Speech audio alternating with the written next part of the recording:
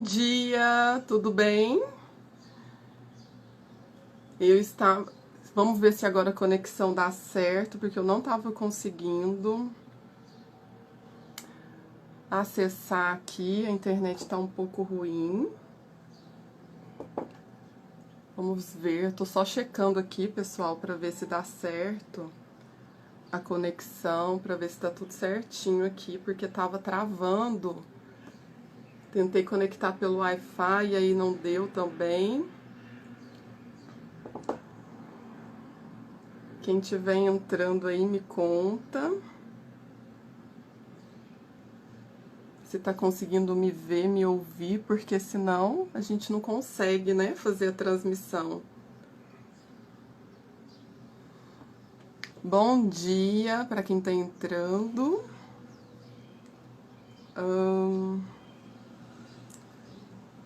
Eu acho que tá tudo certo, né?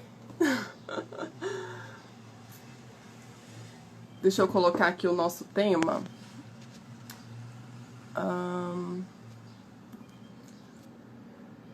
Fixar o tema. Hoje nós vamos falar sobre diagnóstico de TEA, que é o transtorno do espectro autista, e o luto. Deixa eu fixar aqui o comentário. Gente, eu acho que tá tudo bem, né? Aqui não tá conseguindo conectar. Deixa eu só checar aqui uma coisa. Pra ver se dá certo. Então, estamos aqui mais uma quarta-feira, 7h27, nosso café materno. Cada quarta-feira um tema importante, de interesse para as mães com crianças com diagnóstico de autismo. Cada semana estaremos aqui com um tema. E você que está aí me assistindo agora, você pode sugerir o tema da semana que vem. Caso tenha algum tema que você tenha interesse em discutir, que você tenha interesse que a gente converse sobre, tenha dúvidas, me chama aqui no direct ou vai no link aqui na bio do Instagram depois que terminar a live. E tem o meu número de WhatsApp, você pode me chamar no WhatsApp pra gente conversar e encontrar um tema que seja interessante para vocês também, tá bom? Eu acho que tá tudo bem com a conexão, então vamos seguir. Então hoje nós vamos falar de um assunto sobre diagnóstico de autismo e a questão do luto. Por que eu resolvi falar sobre isso? Porque o que eu percebo muito, né, com as mães que eu atendo, com os pais que eu acompanho que têm crianças com autismo, é que naquele tumulto, naquela avalanche de informações com um diagnóstico de autismo, acaba que os pais acabam deixando os seus próprios sentimentos. Eu tô só checando aqui, gente. Ah, tá. Checando a conexão, porque hoje realmente eu tô preocupada com essa conexão, porque eu não consegui entrar no horário certinho, mas tá tudo certo. E aí, eu tava explicando o porquê desse tema, né? E aí, com toda a avalanche de informações que vem com o diagnóstico do autismo, esses pais acabam se preocupando e focando só na questão do filho e esquece dos seus próprios sentimentos. E nós, mães, pais, familiares de uma forma geral, a gente está ali, nós somos seres humanos, nós temos sentimentos, a gente sente tristeza, a gente sente medo, nós sentimos raiva e nós precisamos cuidar disso para que a gente possa estar de uma forma mais inteira e mais tranquila com os nossos filhos. E a questão do luto mais especificamente. Por quê? Porque o luto, ele não acontece, todas as fases do luto, que daqui a pouco eu vou explicar quais são essas fases do luto e como que a gente lida com cada uma delas. As fases, o luto, a gente passa por ele não somente quando uma pessoa morre. Porque a gente tem, às vezes a gente tem a tendência de pensar isso, né? O luto só acontece quando alguém morre, mas não é assim. Todos os sentimentos e as sensações, os nossos comportamentos frente ao luto, ele acontece sempre que, por exemplo, a gente passa por situações muito difíceis na vida ou mudanças inesperadas. Por exemplo, quando a gente inesperadamente perde o nosso emprego. É uma situação extremamente extremamente inesperada, que a gente não estava esperando, não estava contando com isso, e acarreta uma grande mudança na vida. E aí a gente passa por todas as etapas do luto, né? Por exemplo, e quando acontece mudanças mesmo, repentina. E o diagnóstico de autismo é uma mudança não esperada. Concordam comigo? Quando a mãe engravida e começa a barriga começa a crescer e vem todas as expectativas, o primeiro ultrassom, o segundo, e vai ali formando o enxoval da criança, a mãe, ela não conta, eu pelo menos não conheço nenhuma mãe que conta com a possibilidade de ter um filho com qualquer tipo de transtorno, doença ou qualquer complicação. A gente sempre espera que esse filho venha com boa saúde, né, com boa saúde física, mental. E aí, né, com o desenvolvimento da criança, às vezes algumas coisas não vão acontecendo conforme a gente espera, conforme a gente sonhou, conforme outras crianças vão se desenvolvendo. E aí, de repente, vem um diagnóstico de autismo ou uma suspeita. Porque muitas vezes também a gente sabe que fica muito tempo nessa questão da suspeita. Será que é autismo? Será que não é? E nesse meio termo, muitas coisas acontecem, né? Os pais, as mães vão ali passando por uma série de sentimentos, de emoções e que precisam ser vivenciadas. E aí, principalmente, assim, essa questão do luto, eu quero relacionar muito com a questão do diagnóstico.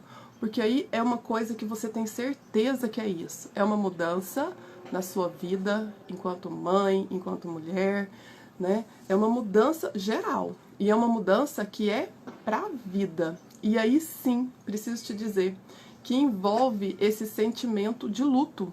É o luto pela perda daquele filho perfeito, idealizado, imaginado, sonhado. Né? Várias coisas vão ter que ser adaptadas, pensadas, repensadas, adequadas, né? E isso não quer dizer que vai ser ruim ou que vai ser menos, que vai ser... Não, né? Quer dizer que vai ser diferente, que as coisas vão ser diferentes daquilo que você imaginou, daquilo que você sonhou. E aí, por isso, envolve sim essas questões do luto. E aí eu quero começar a falar para vocês assim. O luto envolve 5 fases. Todas as pessoas, lógico que nós somos seres individuais, e a gente sente e passa pelas coisas de forma diferente. Então, o que eu vou falar aqui são formas gerais que as pessoas lidam com o luto.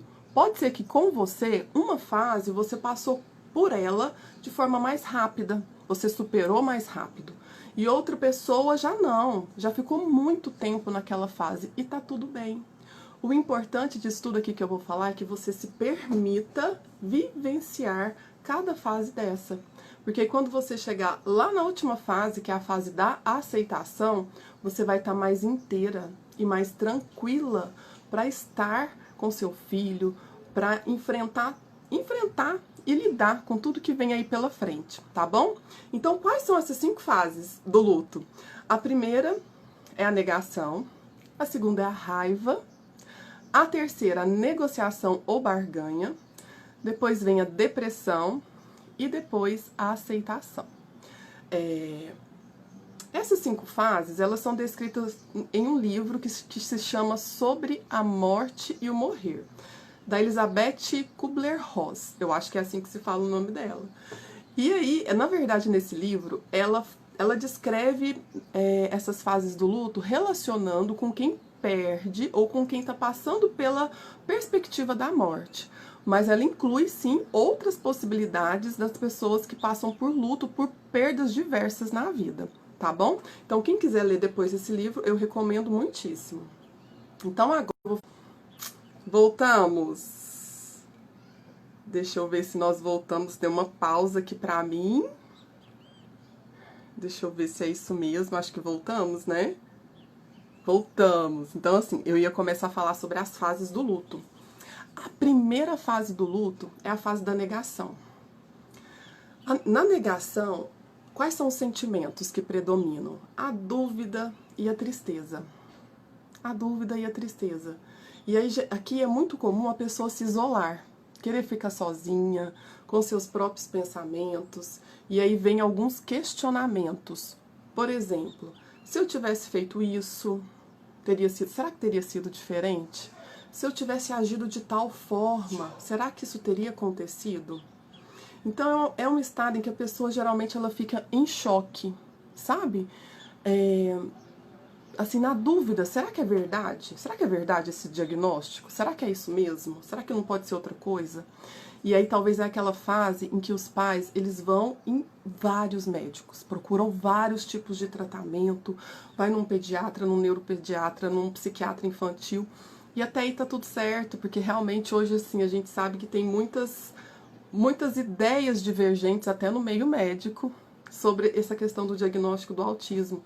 Então, realmente, a gente tem que buscar várias fontes de informações. A gente tem que ter certeza desse diagnóstico e aí tá tudo certo. Só que nessa fase de negação, essa busca, né, até para convencer a si mesmo, né, para ter diversas opiniões, essa busca é maior nessa fase de negação. E aí, como lidar com essa fase da negação? A primeira coisa é aceitar. É aceitar realmente que você está ali num movimento de sofrimento, que é algo muito difícil e inesperado que está acontecendo com a sua vida. Então, de todas essas fases, eu sempre vou dizer isso, vocês vão reparar isso. Aceite.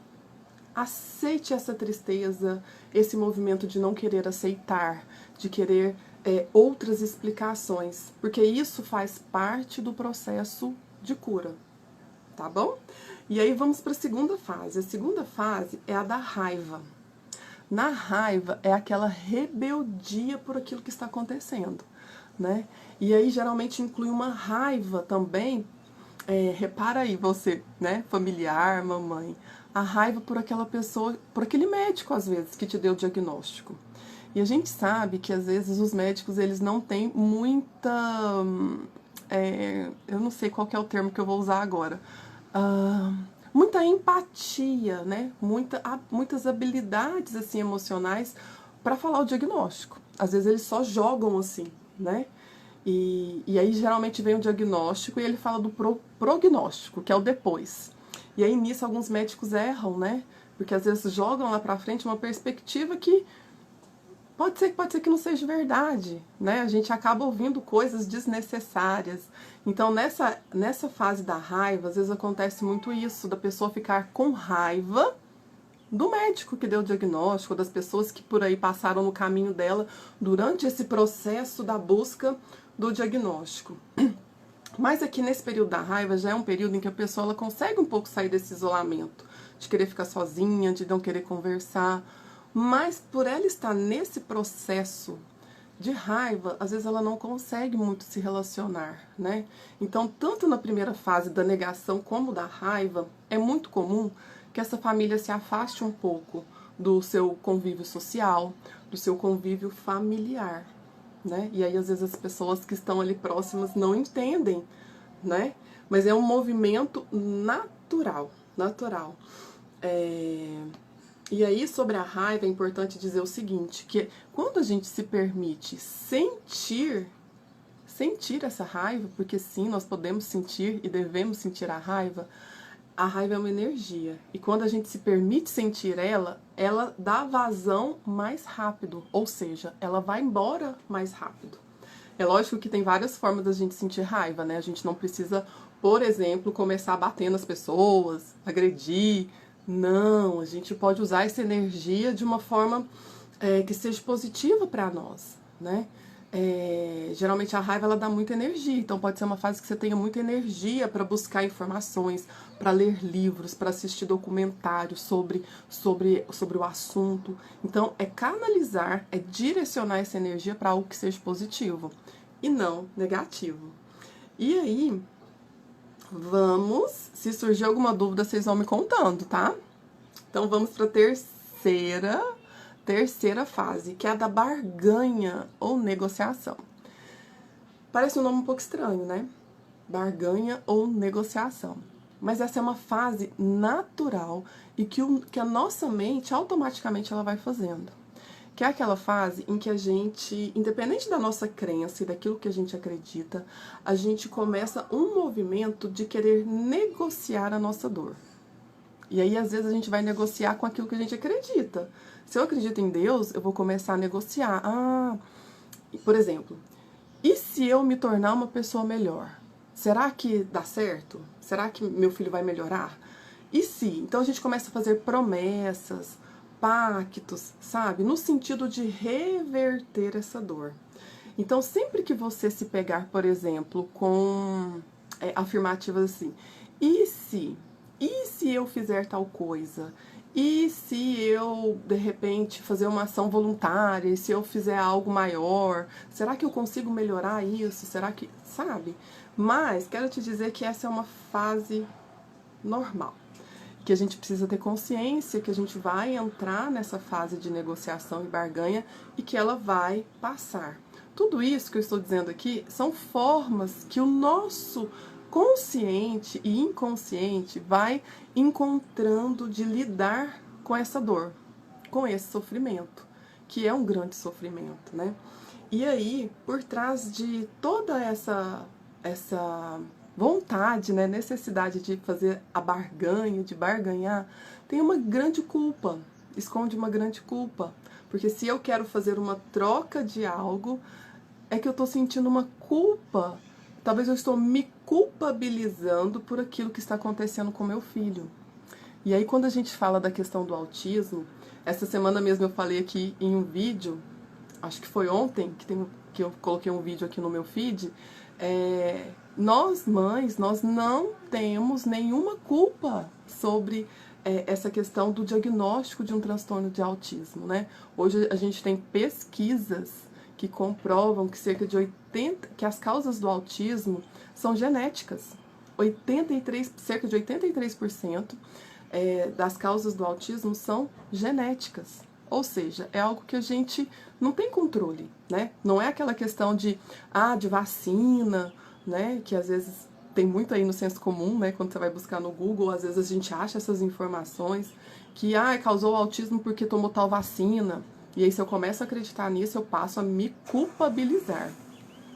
Ou às vezes são alimentos com agrotóxicos, né, que eu ingeri durante a gravidez. Também tem muitas dessas informações circulando aí no Google, mas isso também não é verdade. Então, vamos ter atenção para essas questões, né, que às vezes podem sim gerar culpa desnecessária, porque tem informações científicas que comprovam isso, né? E aí vamos para a quarta fase. A quarta fase do luto é a fase da depressão, que aí é uma fase em que você já passou pela negação, você já passou pela questão da barganha, e aí você já tem uma percepção maior da situação. Você já entendeu o diagnóstico. Você já entendeu que é um transtorno do neurodesenvolvimento, que não tem cura, que é para a vida toda. Para a vida toda terá que ter um acompanhamento, que no início, pelo menos, tem que fazer muitas terapias para estimular o desenvolvimento da criança. Então, toda essa situação você já entendeu. Mas, e aí, embora você tenha entendido, são comuns muitos sentimentos, por exemplo, de impotência, de tristeza, melancolia, né? Às vezes apatia, desânimo, no sentido assim, nada vai dar certo, nossa, será que eu vou conseguir? É tudo tão difícil, é muita informação. E aqui, às vezes é muito comum choro, né? O isolamento social aqui continua, né? Porque diante de tanta tristeza, diante desses sentimentos, né? De apatia, de desânimo, ver aqui se voltou. Será que voltou aqui, gente? Eu acho que voltou, né? Hoje a internet tá complicada. Eu acho que voltou. Sim. Ai. Então, aí eu tava falando sobre a questão da depressão. Nessa fase é muito comum ter esse distanciamento social também. Por quê? Porque ali diante de todos esses sentimentos de desânimo, de apatia, é muito comum que você se isole, que você não queira ficar próximo das pessoas, né? Não queira conversar sobre o assunto. E aí tá tudo certo também. E aqui quando eu falo da depressão, não é aquela depressão patológica, aquele transtorno de depressão. Porque existe sim, né, vários tipos de depressão, mas aqui eu não quero dizer sobre essa depressão que é patológica. Aqui pode ser uma depressão que é transitória, que tem a ver com uma tristeza, com uma falta de perspectiva para o futuro, mas aqui é um sinal de alerta, né? E que vai passar, né? Essa depressão a gente tem que olhar para ela só daqui a algum tempo, se esse estado de tristeza, de desânimo, falta de desesperança permanecer. Mas aqui, quando a gente está falando das fases do luto, essa depressão é algo comum, tá? Então vamos para a quinta e última fase dessa questão do luto, que é a aceitação. Aceitação. Quando a gente já passou por todas essas 4 primeiras fases que eu já falei, a gente chega lá na aceitação. Então eu já questionei, eu já neguei, eu já passei por uma tristeza, pelo isolamento social, eu já tentei negociar, barganhar aí essa questão do diagnóstico, e aí eu chego na aceitação. Na aceitação é uma fase mais tranquila, né? É uma fase onde eu consigo olhar as possibilidades dentro daquela realidade que eu estou. E aqui na aceitação não quer dizer que tudo vai estar mil maravilhas. Não, pode ser que ainda esteja difícil. Mas aqui eu consigo pensar em possibilidades, eu consigo buscar ajuda, tanto para mim quanto para o meu filho. Eu consigo ver perspectivas boas dentro da terapia. E nas fases anteriores, não. Eu não consigo ter esse movimento, né? Então aqui é uma mudança mesmo, assim, de ponto de vista, sabe? É uma fase em que eu consigo realmente olhar, ver novas perspectivas. E quando eu falo em aceitação, não quer dizer concordar, falar que tá tudo bem. Não. Aqui eu já consigo ter uma visão mais clara sobre as coisas. Então, agora que eu já passei por todas essas fases, eu quero te dizer o seguinte, que isso aqui, tudo que eu falei, é muito individual para cada pessoa. Tem pais, por exemplo, que quando recebem o diagnóstico do autismo, ficam ali, por exemplo, um pouco triste, né? Procuram outras explicações, procuram outros médicos para ter certeza, mas passam por essas fases de uma forma muito rápida. E já vão direto para a aceitação e partem para a ação, para ajudar o filho, para ver o que é preciso fazer. E já outras pessoas, e aí eu posso dizer assim, pela minha experiência e pelas pessoas que eu acompanho, a grande maioria fica um bom tempo ali na fase da tristeza, às vezes se culpabilizando por aquilo que poderia fazer, por aquilo que não fez, por aquilo, sabe, aí é diversas coisas, porque a nossa mente é muito criativa e ela vai buscando diversas explicações para muitas coisas. Então, e o que isso, e às vezes ficar muito, e tá tudo certo, primeira coisa, né, tá tudo certo vivenciar cada uma dessas emoções, cada uma desses sentimentos. E aí eu quero te dizer o seguinte, que é muito importante que vocês, pais, mães, frente a esse diagnóstico, frente a todo esse sofrimento, busquem ajuda. Se está difícil sozinho, sozinha, busque ajuda, porque um profissional da saúde mental vai te ajudar a passar, a superar mais rápido essas fases. E aí, para você poder chegar lá na aceitação. Porque na aceitação é onde a gente consegue olhar para possibilidades. Quando a gente está lá no início, na negação, na depressão, na barganha, a gente não consegue ver possibilidades. A gente não consegue ajudar o nosso filho, porque nós mesmas estamos sofrendo muito, né? Então, a dica assim, de ouro de hoje é: respeite os seus sentimentos, respeite o seu momento, assista esse vídeo novamente para você tentar identificar em qual fase você está, e se está difícil sozinha, busque ajuda. Um profissional, um psicólogo ou um psiquiatra, ele vai te ajudar a olhar para essas coisas de uma forma diferente. E em cada fase dessas, existem muitas técnicas em psicoterapia que podem te ajudar a superar, a passar de uma forma mais tranquila por essas fases do luto e poder ajudar o seu filho. Porque uma outra frase que eu sempre falo muito aqui no meu Instagram é, né, a gente só consegue ajudar os nossos filhos quando nós estamos bem. A gente não consegue ajudar o outro se a gente não se cuidar primeiro, se a gente não se olhar primeiro, se a gente não estiver bem. Então, em primeiro lugar, priorize o seu bem-estar, priorize estar bem. E aí, para passar por todas essas fases aqui que eu acabei de te explicar, é importante que você olhe para essas coisas, tá bom? Bom, eu acho que hoje a mensagem é essa. Se ficou alguma dúvida, quero que vocês me mandem aqui, postem novamente, né? Postem aqui as dúvidas que eu vou responder, me chama no direct, me chama no WhatsApp, que a gente vai conversar sobre as suas dúvidas, tá bom? Encaminhe esse vídeo para uma mãe que você acha que vai ser interessante que ela escute essas informações, tá bom? Até quarta-feira que vem para o nosso Café Materno às 7h27. Um grande beijo. Tchau, tchau.